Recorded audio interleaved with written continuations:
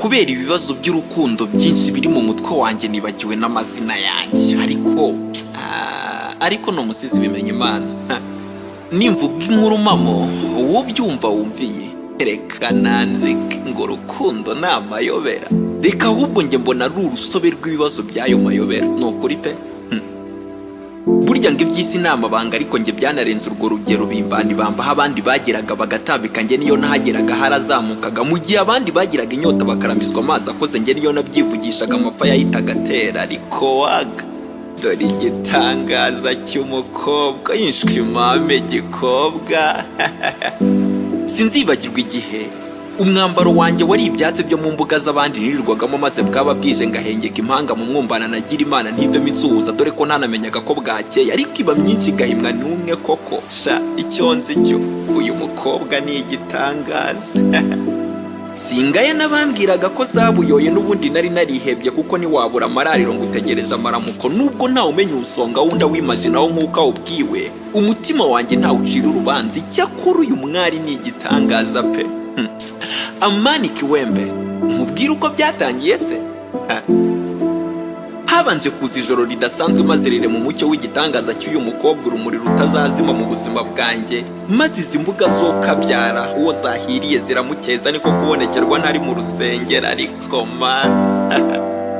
yatangiye atera ndamwikiriza ati, nakunze icyo cyansi ufite mu biganza, ko kera zahoze ari inzozi zanjye, mbisaba Imana ngo izampe Imana izangire bi mu Rwanda. Ariko disi uyu mukobwa ni igitangaza.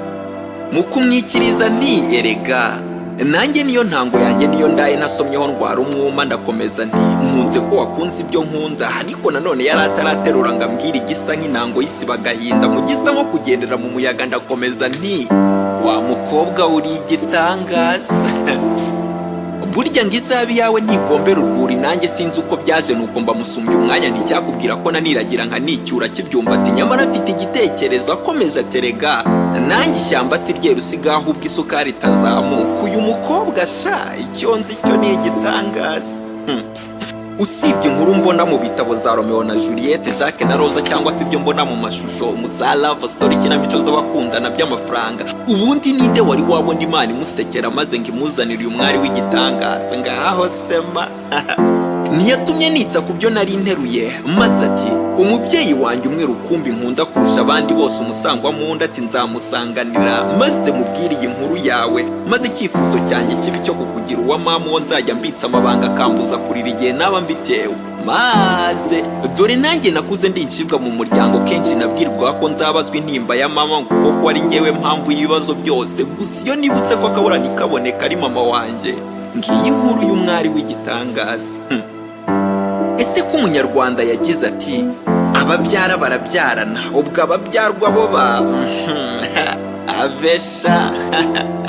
Uko iminsi yashiraga mu gihe we yahoraga nyita musaza wakunda cyane, ubwo njyewe niyumviraga ibindi, maze ku munsi wa 8 ushyira uwa 9 Nzeri nangira kumira amagambo, ariko nawe adahwema kwitsa imitima, ubwo mbifate nko gucikwa nti rwose mukobwa uri igitangaza, ahubwo wamukigumira iwanjye ubudasohoka, ukaba iruhande rwanjye ubutansiga, ngiki cyifuzo cyanjye pe.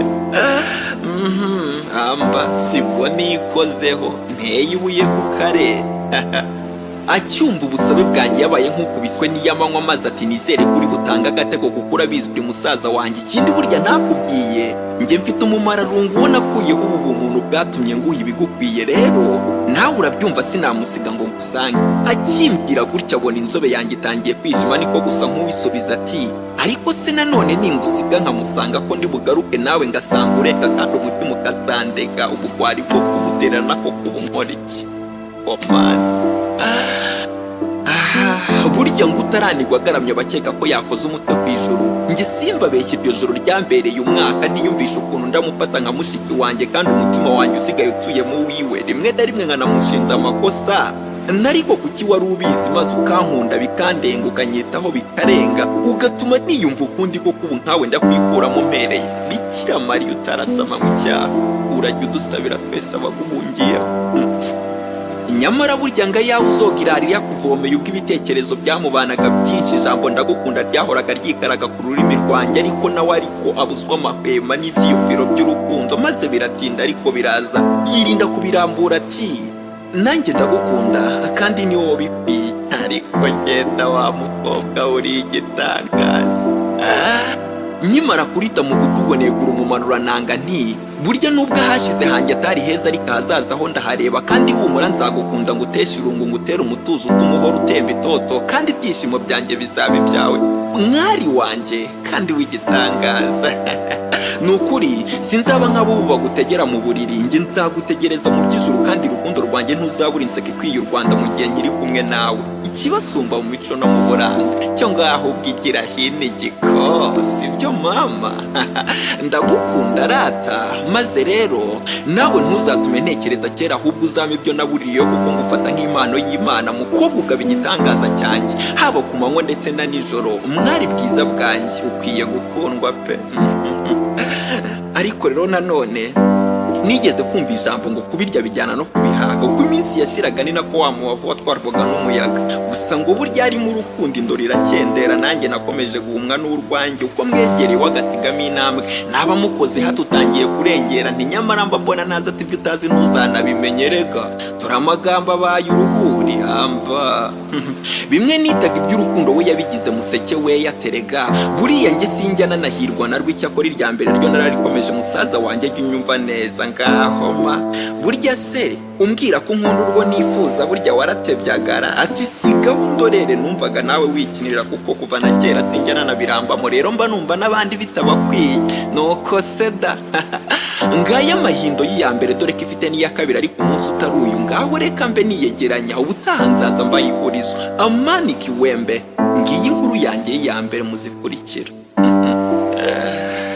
Oliver.